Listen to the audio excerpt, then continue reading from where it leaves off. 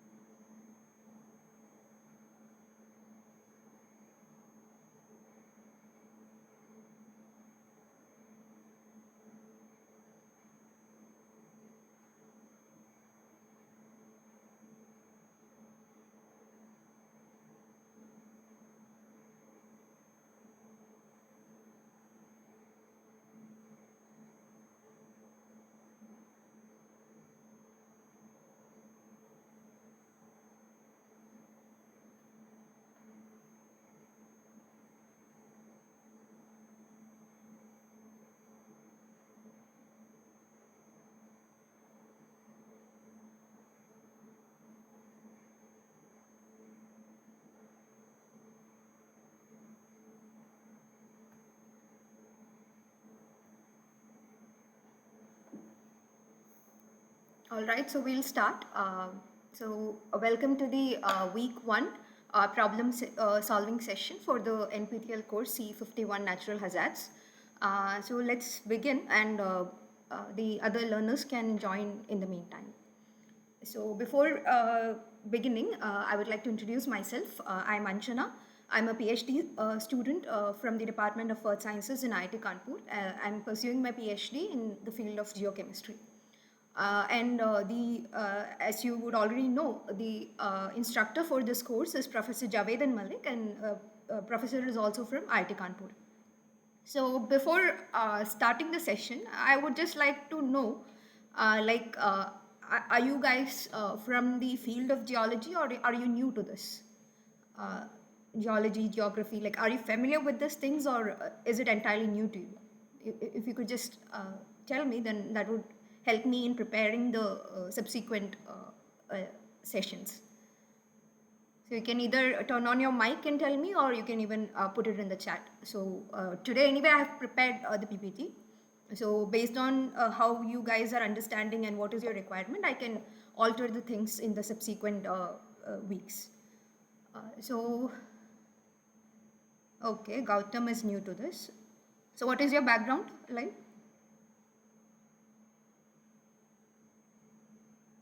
The rest of you can also put it in the chat box so I get an idea regarding this. I will try to cover the basics of each part. Like there might be people who already know, but then there are people who are completely new. So I'll definitely touch upon the topics, but then, okay, yeah. But then I think it would be a bit helpful if I know how basic you require, or if I can go in for the higher level. So what about the rest of the people? Like Gautam said, he's pursuing engineering physics. So what about the rest of you?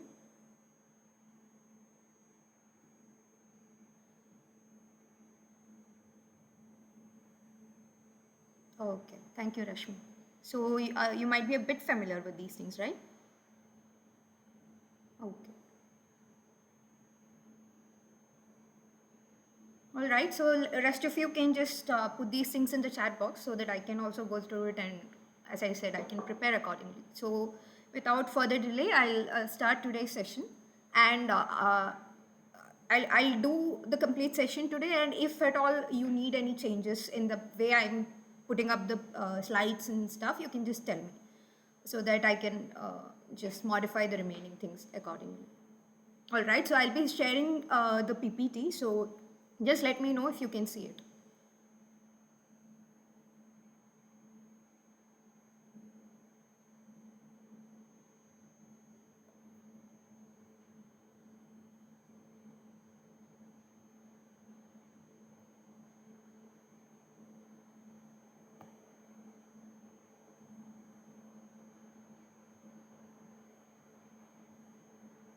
Just a moment.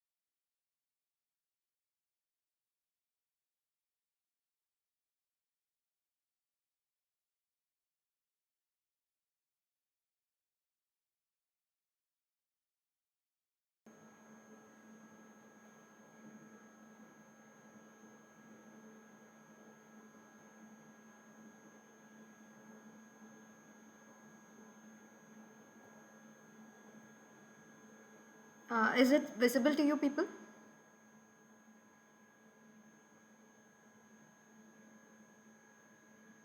Okay, so we'll start. So as I said, the course name is Natural Hazards, and Professor Javed and Malik is the instructor for this course. I'm the TA, Anjana, for those people who have just joined the session. So yeah, let's begin the week 1 problem solving session. So I'm sure you might have gone through the entire lectures for the week 1. So the plan is that we will discuss, first I'll give you a brief summary of those important things from the lectures, and then we'll solve some problems. So that will not be exactly what you have for your assignments, because we've been instructed that we should not discuss the exact same questions that are given in the assignment. But then these problems will help you in solving those assignments. So it'll be kind of similar. And I believe that if you go through the lectures completely, the assignments won't be that difficult. So because everything is mentioned in that. So yeah, first I'll give you a brief summary of the week 1 lectures. So if you remember in the lecture, there was this statement like Earth is a dynamic and evolving planet. So uh, does any of you have any idea like why we say that Earth is a dynamic and evolving planet?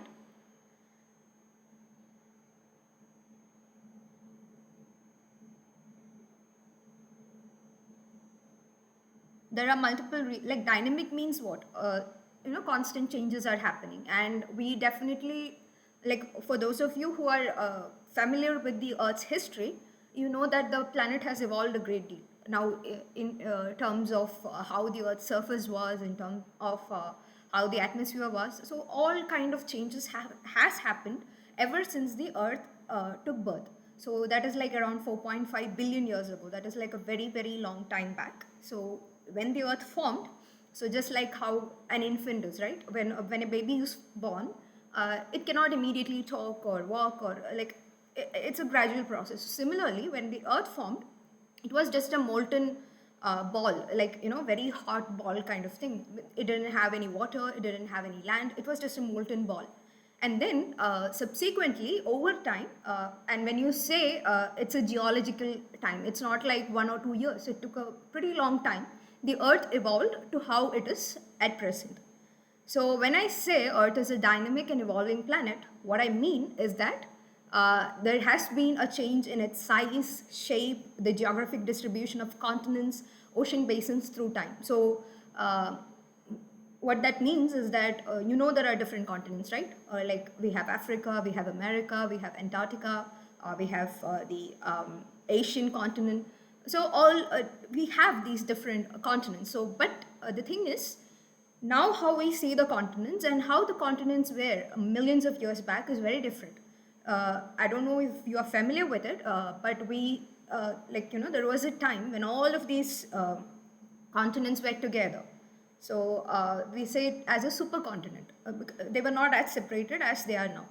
That is the reason why when archaeologists or for that matter geologists, paleontologists, paleontologists are those who study fossils, okay, like dinosaurs and all, like their bones and things like that.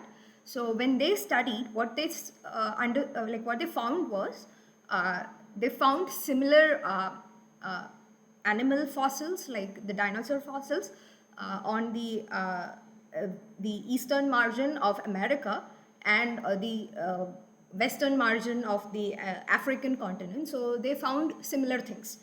Now you might be wondering like how they are separated by an ocean and still similar fossils were found. The reason for that is that much time before, these two continents were together. So that is how an explanation can be given in that sense. So that is what it means, like the Earth is a dynamic and evolving planet, because Earth was not in this current state when in the past. So evolution of life forms. So human beings evolved from the apes and like such different things. Evolution of plants, evolution of animals. So all those things tells us that Earth is a dynamic and evolving planet. Then change in atmospheric composition. So earlier, the atmosphere was not like this. When the Earth formed, the atmosphere could not sustain any life because for life we require oxygen, and at the time there was no sufficient oxygen. So that is another point that tells you that Earth is a this like that justifies the statement.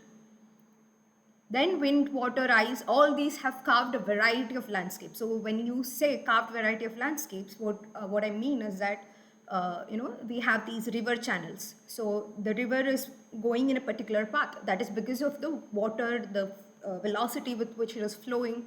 Ice also similarly carves out its way when it is moving, or in a wind can modify the structures like stones, pebbles. So nothing is like constant, static. It's constantly changing. An active interior revealed by volcanic eruptions and earthquakes. So as much as the Earth is active on the outside, the Earth is also active on the inside. Inside the Earth, we have a very active region. Like we have magma, we have a core, crust, mantle core, and all these are very active, which is indicated by the volcanic eruptions and the earthquakes that you experience on the outside. So these are few of the points which justifies this particular statement. Now comes natural hazards. So this is your course, right?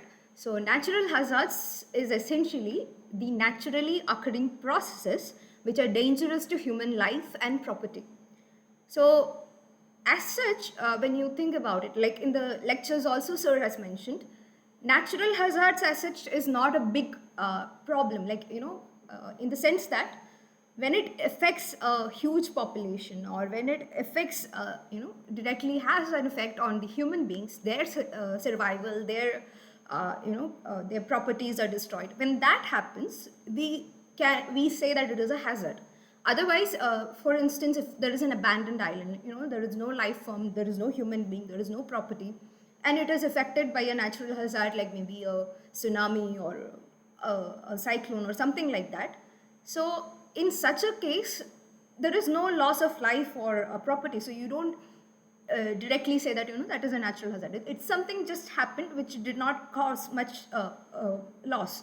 So this is purely subjective, like how much it has affected human life and the property. So natural hazards, they can be classified broadly as atmospheric hazards and geologic hazards. So from the name itself, you'd get an idea that atmospheric hazards, they are particularly indicating at climate change. So most of you, irrespective of your specialization, you know that climate change is a matter of significant concern in the present time. So like the global warming, the rise in sea level, all those things. So we say that it is like natural as well as anthropogenic influence. Anthropogenic means human influence is there. So anyway, that is something some change coming to the climate, right? So that is an atmospheric hazard. Then we have fog. So those of you who are in North India right now, you might have personally experienced it, or like generally people who are experiencing the proper winter, they might have experienced this fog, and especially in the regions where there are extreme pollution levels, this fog will be becoming a smog. Smoke plus fog, so smog. Then we have tropical cyclones, so that is also associated with the atmosphere. Then we have the tornado, we have the wildfire, etc. So all these things come under the atmospheric hazards. Then comes the geologic hazards. So as the name suggests, this is not associated directly with the atmosphere, it is something related to the land. So here we have the earthquakes. Recently there was an earthquake in Japan.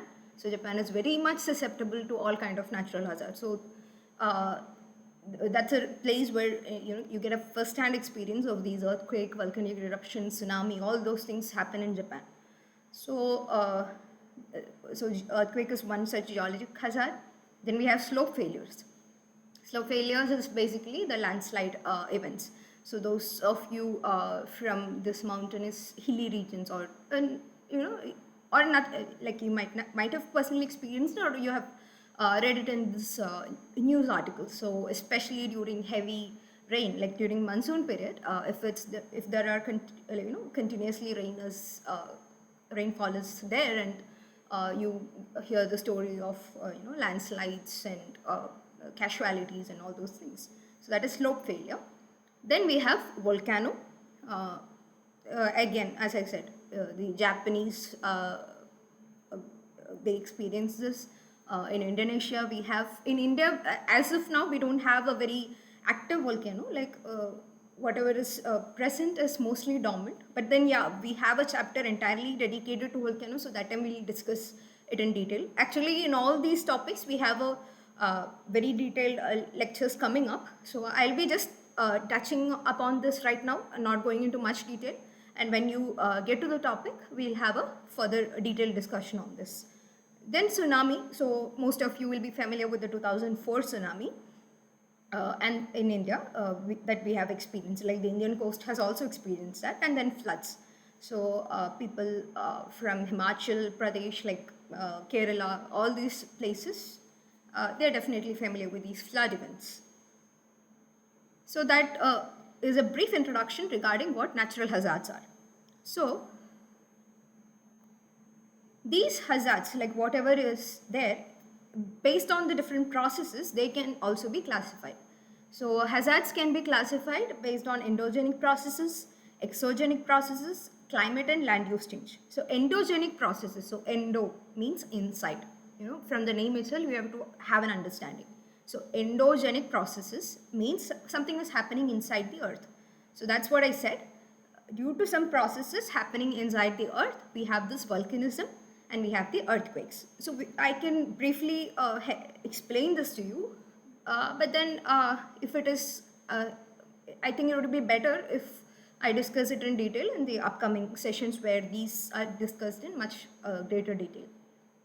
Then we have the exogenic processes. So something which is happening outside. Exo means outside. Exterior of the earth surface. So we have the floods, we have the mass movement. Mass movement is essentially this, it comprises of this landslide, it has mudslides. So there are different types of mass movements. So those things are there. Then karst collapse. So karst collapse is that, if a region has limestone, calcium carbonate. So what happens is, if you have seen in these videos, like reels or short videos or even YouTube videos, if you have seen, you might have seen that somebody is going in a vehicle or somebody is walking, and all of a sudden the entire road collapses. So a big hole comes up, right? So that is not because the ground is it's more because that ground is made up of limestone. Limestone is calcium carbonate, and that is very, very weak when it is constantly exposed to rain. So all of a sudden it becomes weak and it collapses. So that is karst collapse. Then we have the snow avalanche. So in the mountainous regions where we have significant snow, in movies also you might have seen, all of a sudden a bulk of snow is coming down and people get buried in that and all. So that is what snow avalanche is. So that's an exogenic process, something which is happening outside or on the surface, not inside the earth. Then we have coastal erosion. So those who are near coast, you might be knowing that like people sometimes these as part of disaster management, they create these sea walls in order to prevent the water from eroding the land away.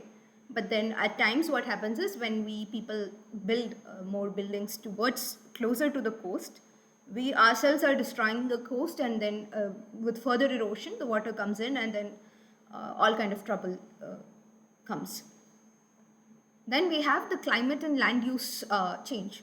So essentially what I have mentioned, it's kind of natural, and then at the same time it is human influenced also. So we have desertification, a complete dried state of a particular area, which was initially not like that. So and then we have permafrost, we have flood. So flood can either be anthropogenic or it can be just natural also. So these are just a brief idea regarding how hazards can be classified based on the different kind of processes associated. So this kind of tells you what about the endogenic process, okay? So what essentially happens is that these are actually tectonic plates, okay? If you can see, this is one tectonic plate and this is another tectonic plate. So on the Earth's surface, we have different tectonic plates. We have the Indian plate for us in India. Then we have different like African plate, Eurasian plate. So there are different kind of such things. So what's happening over here, if you take a look at this, so this is one tectonic plate, this blue one. If I can just draw it and show you. Okay. So this is a tectonic plate and this is another tectonic plate. Okay. So as you can see, initially there were, if you consider, one was like this and the other was like this. Okay. I'm drawing with the mouse, so it's not very clean, but I hope you get the idea.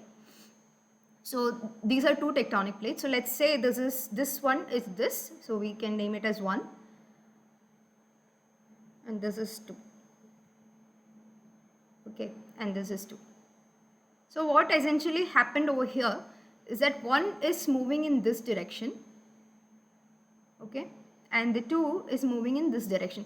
As I said, I'll tell this in detail in the upcoming classes, but then if you have any doubt, you can also stop me and ask. So as much as I know, I can help you out, and if not, I can refer and follow up in the upcoming session.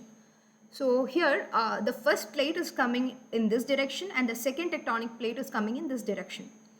But here, what happens is that this one, it is more denser, okay. 1 is more denser compared to 2. So what happens, the denser one will always have a tendency to go down, right? It is more heavier, so it goes down. So that is what is happening. So as they come closer, the moment this 2 and 1 comes closer, like when they touch, so the 1 will go down. That is what was happening here. So 1 came closer to 2, and then as it approached closer, 1 went down. So this is essentially taking down some water also, okay. That is why this is blue in color. So what happened is that when it goes down, the region, Earth's interior, when compared to Earth's exterior, is at a very high temperature and pressure condition, okay. So what happens is this water, and you might have some rocks and all those things. So under this high temperature and pressure conditions, these volatiles are released, the rock will melt, and this melt will come up. So that is what you're seeing here. So there, what happens is when this melt comes up, you have these, volcanic arc. You call this as a volcanic arc, like you have volcanic mountains that are formed. So this is how most of the settings, like I can show you real life examples, like on the earth, like I can show the pictures or video in the upcoming session, but this, you just have to get a gist of this thing. So that is how you have this volcanic eruption. So this is basically to tell you what is endogenic process. So this is entirely happening inside the earth, and its outcome is what you see on the surface as a volcanic eruption. Then as an example of exogenic process, and in the upcoming slides, we'll also discuss open system. So that is the hydrological cycle. So hydrological cycle, all of you are familiar with it, like in school itself you might have studied.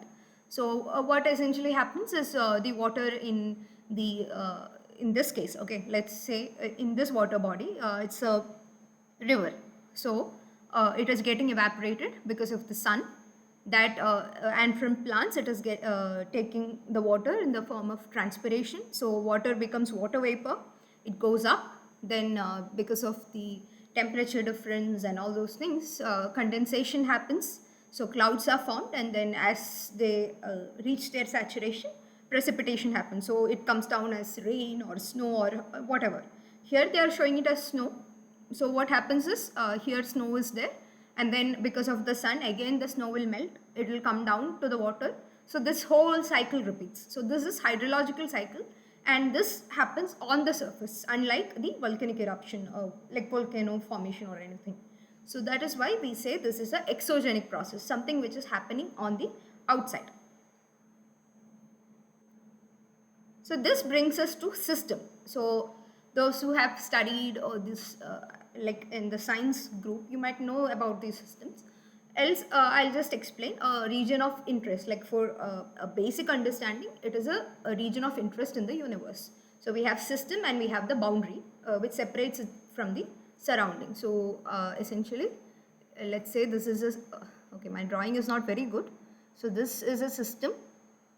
This is a boundary, like the red line is a boundary and it separates it from the surroundings.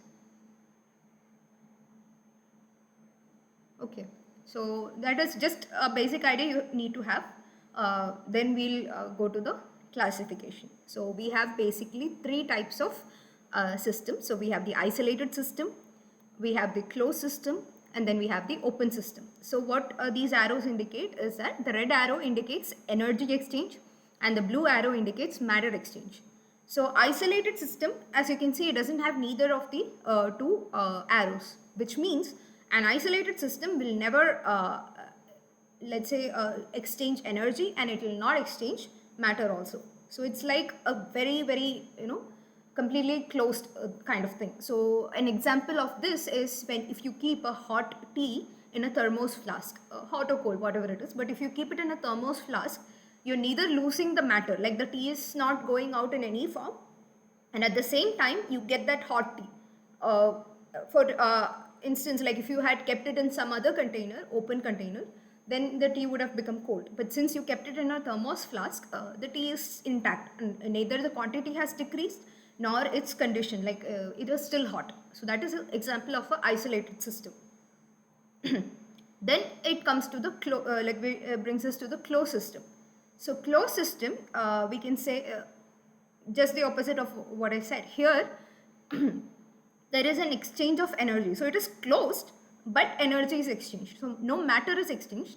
Like a good example is, again, let's say instead of a thermos flask, you keep some cold juice in a bottle. Okay, so if you keep that juice in this bottle and you have kept it outside, you have a thermos flask with hot tea. So we know the thermos flask with hot tea is an example of isolated system, because there is no exchange of energy and there is no exchange of matter. So that is there. But when you look at this bottle, it's a normal bottle, let's say a glass bottle or a plastic bottle, whatever it is. So it is closed, it has this cold juice in it, and you kept it outside. So after some time, what happens? It is that you can see this condensation on the surface and it is no longer cold. So that is a good example of closed system. So you don't lose any quantity, like matter is not lost, but the energy is exchanged. That is why the one which was cold, later on it kind of came to the room temperature or normal condition, and it is it lost that cold nature. So that is the closed system. Then comes the open system, in which both energy and matter are lost. So you are losing the energy also, and you're using the losing the matter. So there is a difference in the quantity. So an example of this is, let's say you have a swimming pool. So in the swimming pool, like when it is exposed to the sun, like it's open, then definitely some water is evaporated. So you have a matter exchange. When it rains, water is coming inside. So there is a like losing of this water and then gaining of water. So matter exchange is there. Then there are certain pools which can be heated. So its temperature, you have to constantly supply that energy to maintain that. Otherwise, if you heat it for some time and then you leave it, it is later on going to be cold. So that is an example of open system. So I hope you understood what the different three different systems are. So we have the isolated system, we have the closed system, and then we have the open system. So with this idea in mind, you might have read this in the lecture also, you might have seen this. Professor Malik said that the earth is approximately a closed system. So can one of you tell me, like, why the earth is an approximately closed system? Like he didn't say that it is a closed system, he said it's approximately closed. So those of you who have gone through the lecture, can you tell me like why it is so? Any of you can tell me. If you are shy in switching on your microphone, you can just message it also. I don't mind.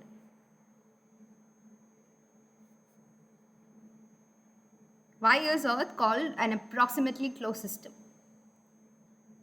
just think like what a closed system is, and then like if you have gone through the lecture, the answer is there. And I think this is a question for your assignment also.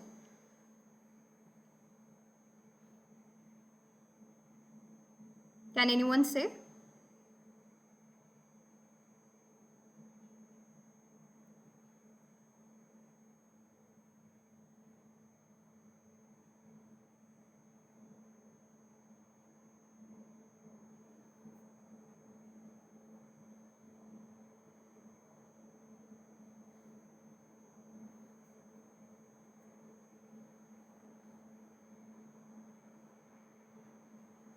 All right, so I guess I have to give the answer. Uh, Please don't hesitate to interact, so it will be easier for me to understand like how much you should I like explain, and how in what detail I should explain. Anyway, so the answer for this is that the Earth is called an approximately closed system because the Earth at times, like very rarely, but then Earth is subjected to the meteoritic impacts.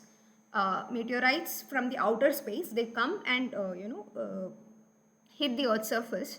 So what happens is it is coming at a greater speed, and it is a big chunk of rock, you can say, and that is coming at a great speed and hitting the Earth's surface. So when this happens, it has some impact on the atmosphere, which in turn results in the loss of some of the atmospheric gases.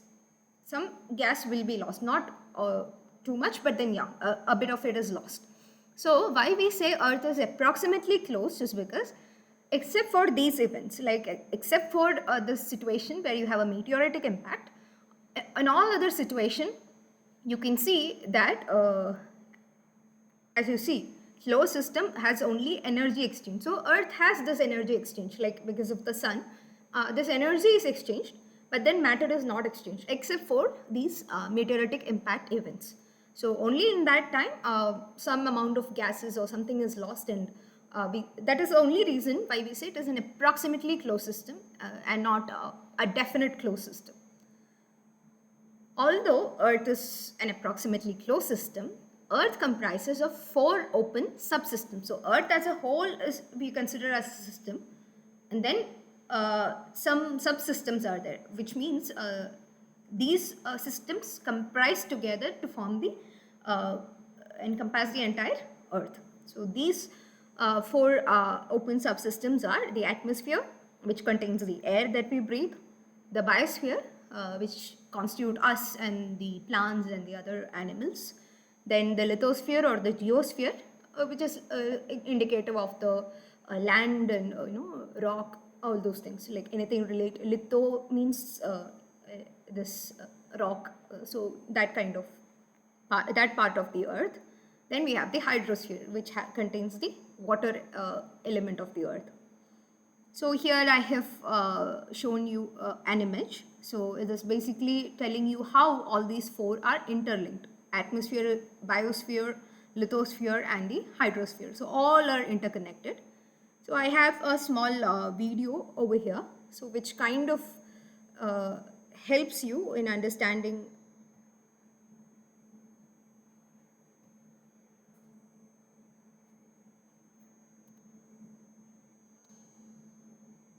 This will be a small explanation regarding the different systems.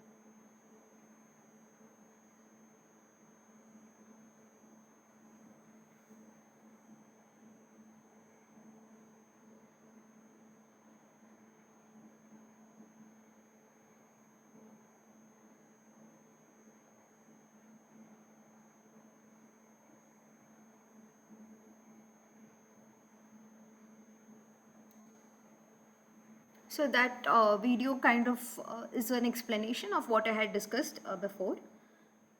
Uh, so, okay. So that brings us to this statement that human beings are influencing the Earth's external processes. So as I had mentioned, most of the changes are natural, but at the same time, ever since human civilization has started, like human beings started, utilizing the Earth for different purposes, they started having an influence on the Earth's external processes. So the population growth, like that is a matter of significant concern right now. So if you look at a small area, you will see that the population density is very high. Like for a country like India, compared to other country, for instance, China or let's say some country in Europe or any other place, you will see that we have a higher population density. So for us in a small area, we have a lot of people. So because of this population growth, what happens is that leads to like essentially it leads to urbanization. So there are more buildings coming up, vehicles, like different things. When that happens, that actually results in deforestation. So it's not that when the earth formed you had all these things, right? We had water, we had land, which consisted of plants and animals. So when population increased, when urbanization happened, what happened is that people started cutting down trees for making their homes, making their offices, for different purposes anyway. So that led to deforestation. So we lost a lot of forest cover. So what happens as a consequence of this deforestation? Two things happen. So one is landslides on the hilly terrain and flooding in the plains, and then it also led to the building of agricultural fields. So landslides in hilly terrain is that when you have forest, for that matter, when you have trees on the slope, their roots can significantly hold together the soil so that it doesn't come down. So they, kind of like a great support system. So the root system will be like that, and when you cut down these trees, the soil does not have any support. So what happens is that when there is a lot of rain or when for a significantly long time this region has not received any kind of moisture, even those times also, that soil can become loose and it can come down, eventually resulting in landslides. Then flooding in plains. So when you have trees, to some extent they can control the flooding, not completely, but then the impact of flooding can be reduced if you have a lot of vegetation surrounding in that area. But then because of deforestation, that has also gone down. Then if you have a lot of agricultural fields, like people cut down these forests and then they prepare the land for agriculture purposes. So what happens is that people use these pesticides, insecticides, all those things, and that eventually affects the climate and the ecosystem. So if those water which is draining from the agricultural land, if it goes to the nearby water body, like a river or a sea or whatever, so what happens is that it affects the aquatic plants, it affects the fish. So in short, it completely has a significant effect on the entire uh, ecosystem. So we have discussed about these natural hazards in the start of this discussion. So at the time I mentioned also, like, when you say something is a natural hazard, like you say a cyclone is a natural hazard, you say a flood is a natural hazard, when it has a significant effect on the human life and property.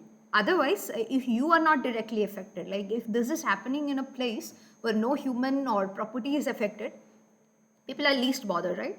They don't think about it being a hazard. So that is what natural hazards, they pose a threat to human life or property. So when do you call a natural hazard as a natural disaster? Essentially the idea is same, but then the intensity is different. So you call a natural hazard as a natural disaster when it causes significant damage to life or property. So it has a significant effect on the life or property. So the first one you have to understand, it poses a threat to human life or property. So mostly casualties might be a bit less, not very intense, but then when it becomes a natural disaster, life might be lost, property might be completely damaged, like beyond repair. So that is when you call it as a natural disaster. And when it is more intense, we call it as a catastrophe. So it is a catastrophe when it kills or injures large number of people or causes extensive property damage. So no, recently I'm not able to recollect any such event, but then we have had, I don't know if the Kedarnath flood was classified as a catastrophe. Definitely it was a natural disaster. Because so many lives were lost, the livelihood of people were affected, buildings were submerged, and some were beyond repair. And even now there are people who have not found their loved ones, like they have been missing.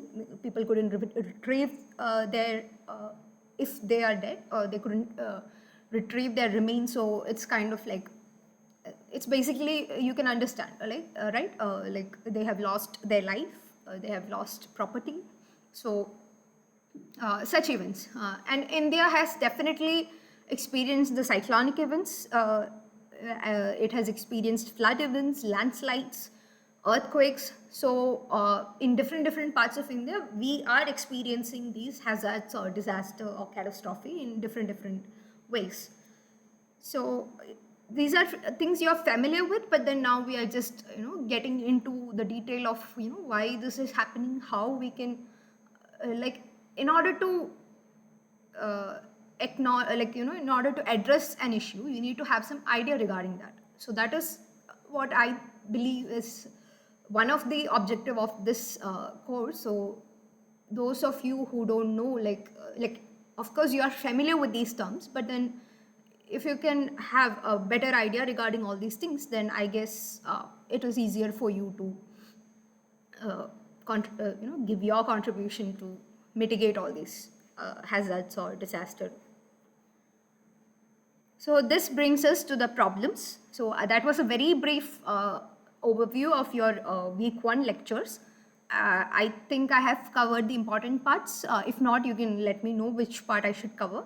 So either today or in the upcoming week, like upcoming Friday, I can discuss that. So I have just put some problems here. So I'll show it to you, and you give it a try to answer it. If not, I'll discuss it, but then please try to answer the question. Either you can switch on your mic and give me the answer, or you can just type it in your chat box. I don't mind. So the first question is, which of the following is not a geologic hazard? So remember, it is not a geologic hazard. So I'm giving you the options here. First one is slope failures. Then we have cyclone, earthquakes, and volcano. So please tell me, out of all these 4. Yeah, exactly. So that is cyclone. So you might have seen this in your PPT. So the answer is cyclone. All other 3 are geological hazard.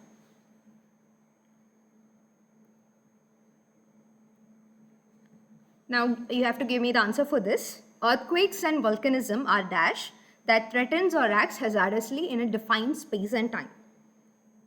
So A, endogenic process, B, exogenic process, C, anthropogenic process, and D, none of the above. Okay, okay. So that is the answer, endogenic process. So as you know, these two are the result of something which is happening on the inside of the earth and not something which is happening on the outside.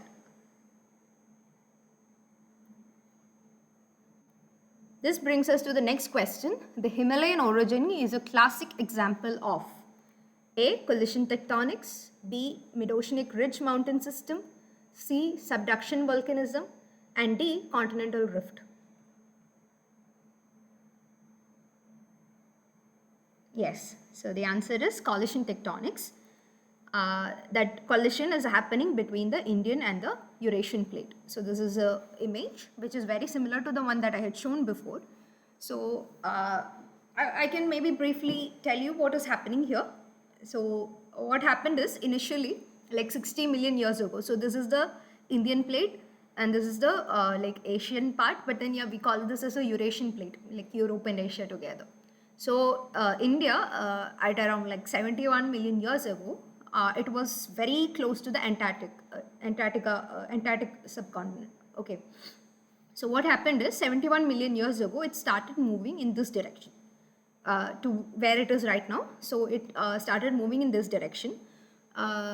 So in that time, there was we call it as the Tethys Sea. Okay, so that sea was here. So some kind of water body was in between these two continents. So the Indian continent, Indian plate, it started moving up, and then it kind of tilted. And then what happened is it first subducted, so that is what is shown here, because we have a oceanic crust over here, so it is more dense. So that subducted beneath the Asian plate, Eurasian plate, and then as it came further closer, these two, so these both are land masses or continental crust, we say. So what happened is, when there is this water, this oceanic crust over here, that is denser than the continental crust. So that because of which it went down. Okay, it subducted down. We call it a subduction, like it went down. So this eventually, when this completely happened, like it completely subducted, this continent, like the Indian plate and the Eurasian plate, they came together. Now these two are continental crust, so they have this comparable density. It is not like one is there is no relatively higher density or anything like that. So what happened is they collided. So instead of any subduction happening, what happened is they collided, and how can I say that? One second. So this, when they collided, so these are the two plates. So when this collision happened, neither of them were ready to go down, okay, because both of them had this comparable density. So what happened is that they pushed up, and you have this mountain chain, which now we call it as the Himalayas. So the entire Himalayan mountain system was formed as a result of this collision, which happened like maybe 10 million years ago. So this is the present situation, but you have to understand, these tectonic plates are always constantly in motion. It's not that one fine day you will see that motion. Over time only you will realize. So even now the Indian plate is still moving against the Eurasian plate. So that movement is still going on, which is one of the reasons why this because of this Himalayan mountain system, those regions are very much susceptible to earthquakes. That in detail I can explain, like about this fault systems and everything, when you are when your lectures are on earthquakes. But this gives you a general idea of what has happened.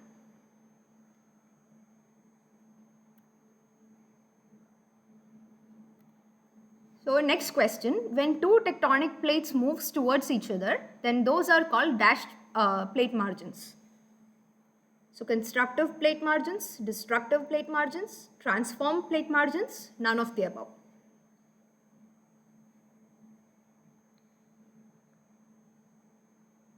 How?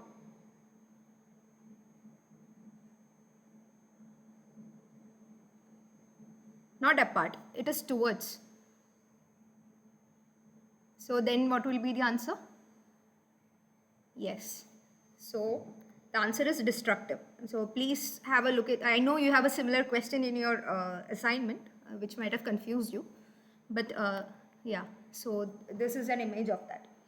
So constructive is when two plates are moving away from each other. So as you can see in this image, when two plates are moving away from each other, this magma comes over here, and when that magma, it was coming from a region of high temperature and pressure. So when it reaches the surface, it becomes a very huge difference is there. From that high temperature and pressure, the temperature and pressure is going down when it reaches the surface. So this magma, when it comes out, it solidifies, and it kind of forms, becomes a part of the crust. So as a result, it is contributing to the crust formation. That is why we call it as constructive. Destructive is what I've been explaining in the past few slides, when the tectonic plate or the oceanic crust, however you want to call it, when that goes down. So when you can see, right, this is the, like if you take this entire part out, that is the actual size, that was the actual size of that crust. But then when it came closer to the neighboring crust, it got subducted, and essentially its size has decreased. So that is destructive plate margin. Then we also have transform or conservative plate margin, in which you have some movement, like these two plates are moving past each other, but essentially there is no loss of crust or no gain of crust. So that is what these three images are showing. So we have the constructive or transform plate margins, we have the conservative, then we have the constructive plate margin, in which you have an example like this. So mid-oceanic rifts are a very good example of constructive plate margin. Then we have the destructive plate margin, which is basically the subduction zones, or even the collision zones also are destructive in nature, because two bodies are coming together, hitting, and then there is loss of these mass like material. Then the next question is, a location where an earthquake originates is termed as ground zero, hypocenter, epicenter, none of the above.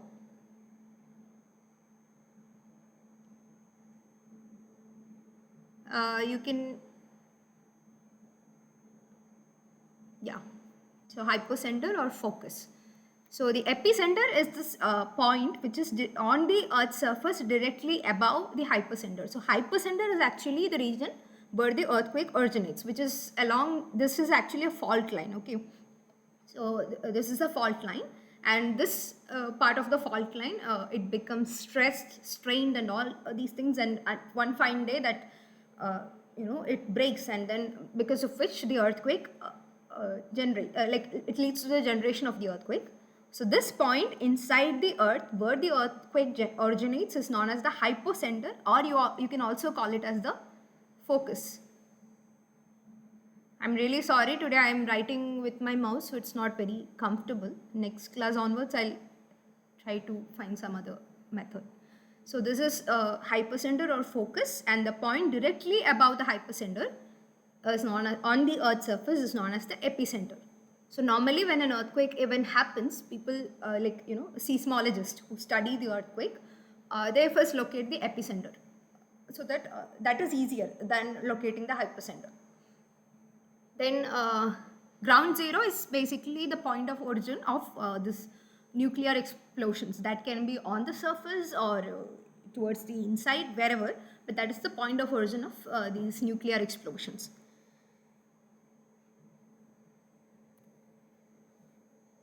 Then comes the next question. So the most devastating earthquake in Indonesia occurred recently in which year, whose epicenter was at Palu, Sulawesi Island? So it is 2013, 2010, 2018 and 2015. You have a similar question in your assignment, so I think you might be able to give me the answer. Not exactly the same question, but something similar to this. This example was discussed in the lecture also, I think. So, you can give it a guess also if you have not seen it.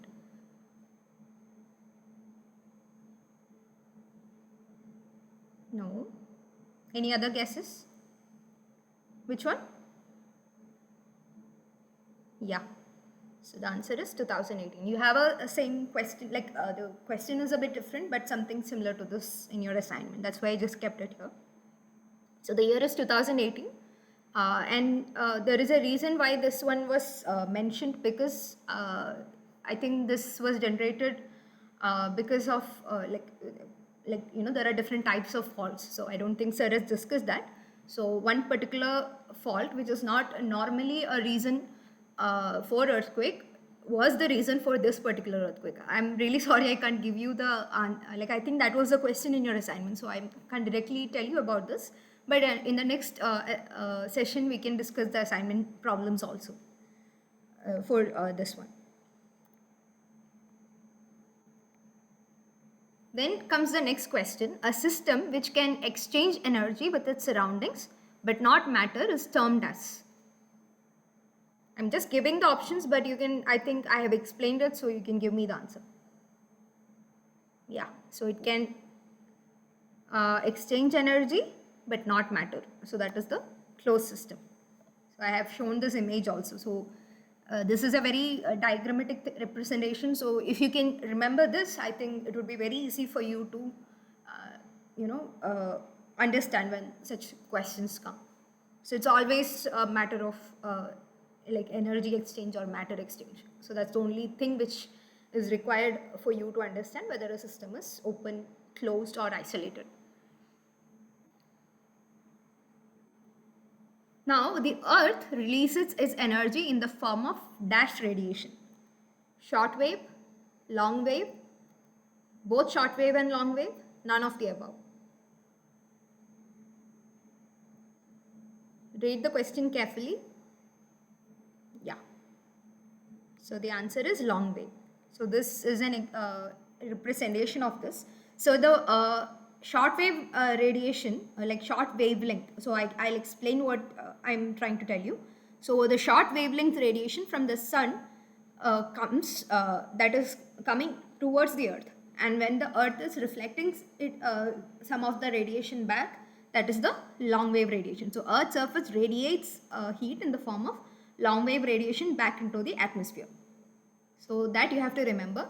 The incoming one is short wave and the outgoing one is the long wave. So if you are familiar with this, well and good, but then I'll just tell you this is the electromagnetic radiation spectrum. So EMR, okay. So this is a spectrum. So basically here in terms of either energy, wavelength, or even frequency, you can classify it. So we have the gamma ray, we have the X-ray. I'm sure you're familiar with these terms.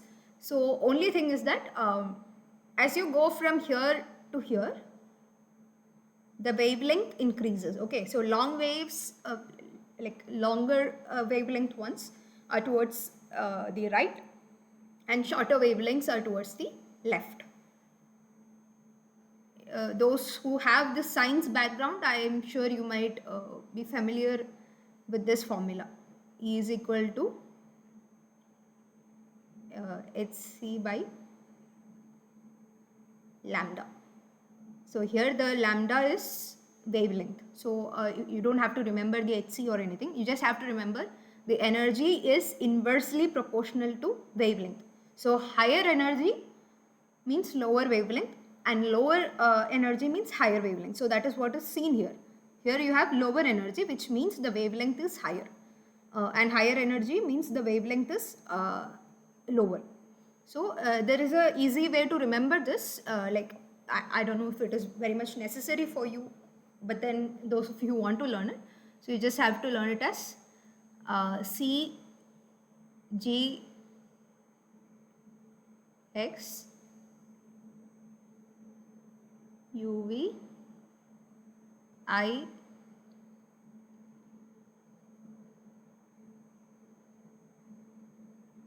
MR. Okay. So if you can remember it in this way, CGX UV IMR. So C is, or in this case, you have it's starting from G. So C is basically cosmic rays.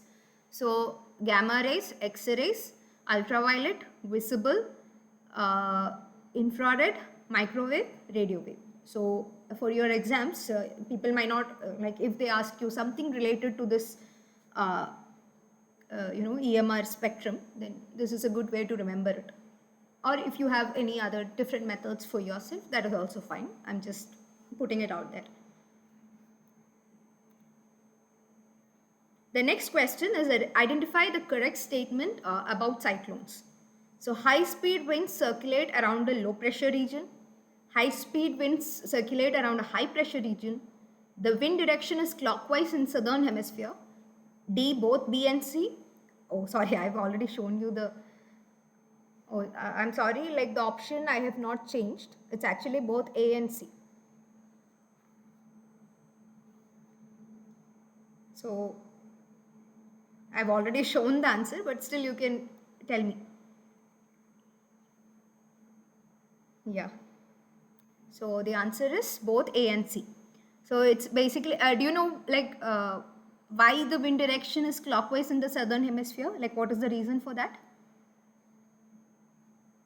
Yes. So the reason is Coriolis effect. So wind direction is clockwise in the southern hemisphere and anti-clockwise in the northern hemisphere.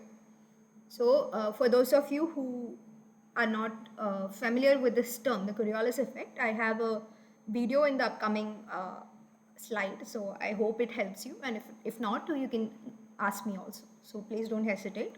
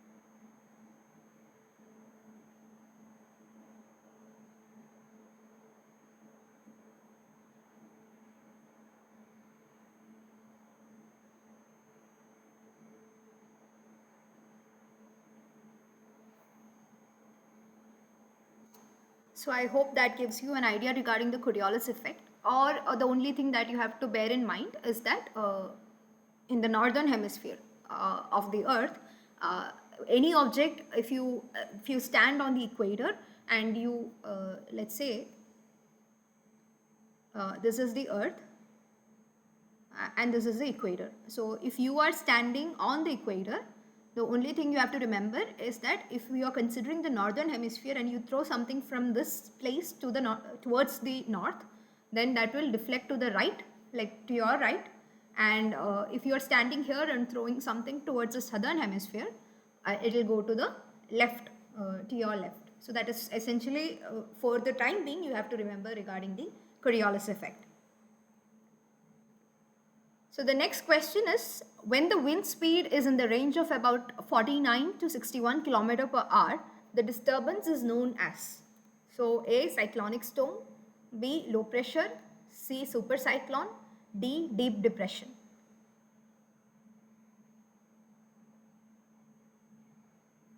Can you guys give it a try? Like you can make a guess and let's see if it is right or wrong. Okay, any other guesses?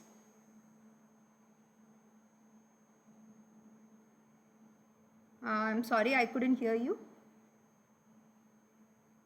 Okay. So let's see what is the answer. So the answer is deep depression. So this is like a very like look. I'll show you the classification so you'll get an idea. So when the wind speed in terms of kilometer per hour, if you look at this, so this is like lower wind speed to higher wind speed. So as the wind speed increases, this is how it is classified, the disturbances. So low pressure is when it is less than 31 kilometer per hour. It is a depression. So you might have heard about this in the news also, especially like around the like in the southern part, I think around uh, the October November time or something. So like you'll hear in the news that a depression has generated in the Bay of Bengal or in the Arabian Sea. So this is basically how they are classifying it. So if it is a low pressure one, it has a wind speed less than 31. If it is between 31 to 49, it is called as a depression. 49 to 61. So see, 49 to 61, that is your question. So 49 to 61, it is a deep depression. It is a cyclonic storm when it is 61 to 88. It is a severe cyclonic storm if it is 88 to 117, and it is a super cyclone when it is greater than 221. So you can have a if you imagine 221 kilometer per hour is like so high. So how devastating that super cyclone can be. But at the same time, it is a catastrophe or a natural hazard or a natural disaster if it directly impacts property or human life or any kind of life for that matter. So you should not just think about humans, but yeah, largely we classify it because of its impact on human life and property. So the cyclonic storm of Western Pacific Ocean is popularly known as cyclone, hurricane, typhoon, bilibili. So there are different names. So if you know, give me the answer or you can make a guess.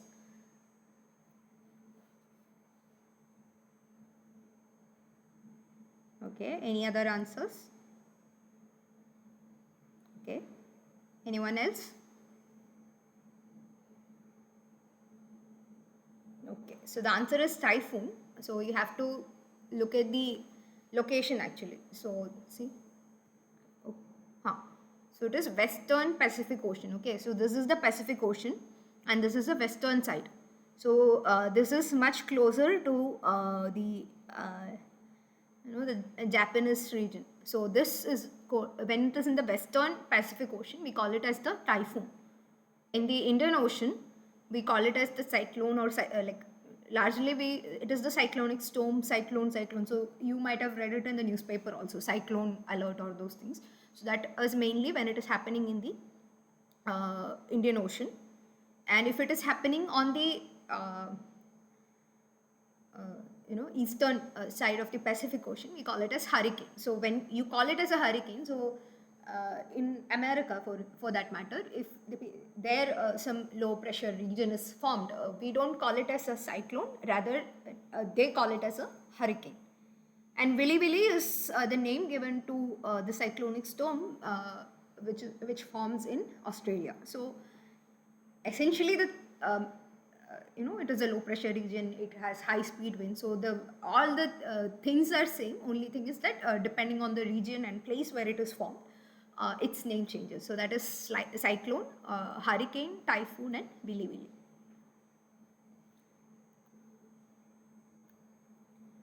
Then the next question is, which of the following can occur because of an earthquake? Landslide, cyclone, tsunami, both A and C.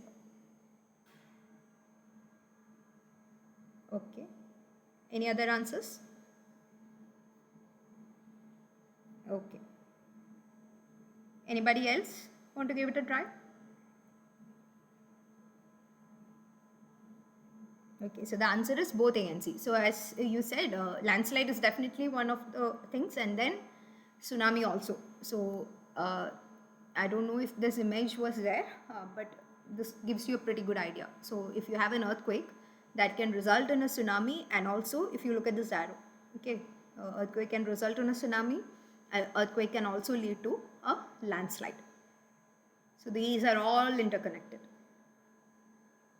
So I think the 2004 December earthquake, that was a result of the not earthquake, sorry, the 2004 tsunami. That was the result of an earthquake which happened like inside the uh, sea floor, so that is earthquake can trigger tsunami, and at the same time earthquakes can also trigger a landslide. So slope terrain, like slope area, it is already experiencing, like, it is weak, the material is unconsolidated, becoming loose, and then suddenly an earthquake happens, definitely that is going to come down. So this is the reason for earthquake, landslide and tsunami. So that is regarding today's discussion from my side. So you know what all things I have discussed. So if any question is there, please don't hesitate to ask. I'll be more than happy to tell you. Like, our session is for 2 hours, so you still have like close to 45 minutes left. So you can ask me anything, or if you want me to improve on the slides, or like if you have any particular suggestions, you can tell me that, so that I can take that input and incorporate it in the upcoming sessions. Like, we are going to be together for 8 weeks, so please give your feedback and let me know.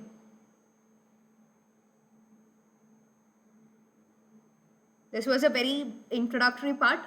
As you go further in this course, you will be learning all these things in detail, like, landslides, cyclones, tsunami. So at that time we can discuss in detail. But even now, if you have any queries, anything, you can ask me. Because you're all from different fields, so I don't know how many of you need it in greater detail, and how many of you might be very bored because you already know it. So I need to have an idea. Any questions?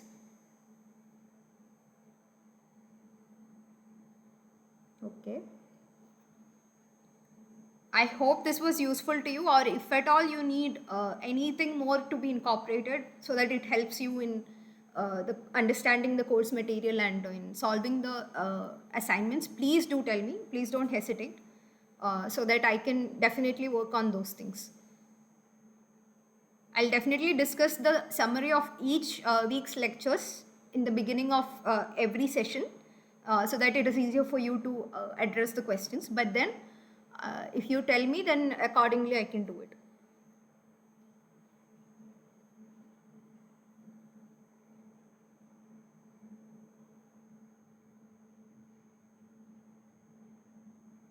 All right. So I guess you guys don't have any question.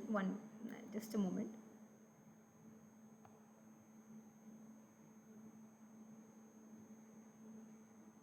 So I have stopped sharing it, but then do you have anything to say?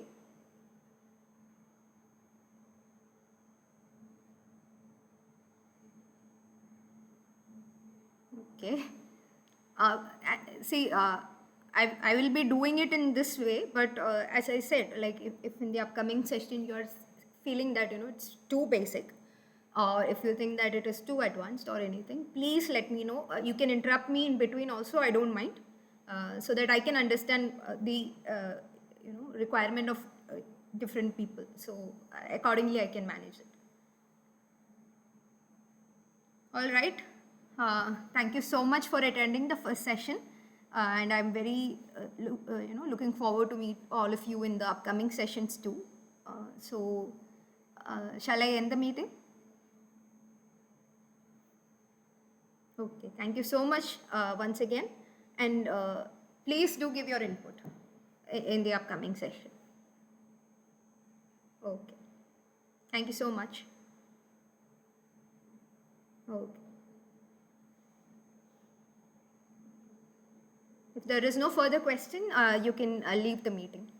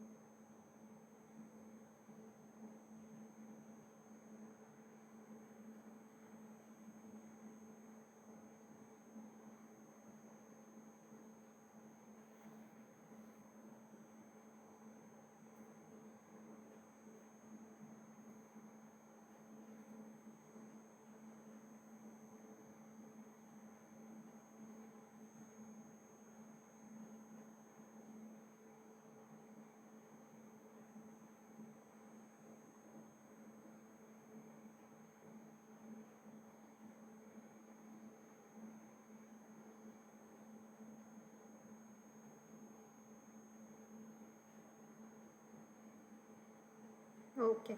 Thank you.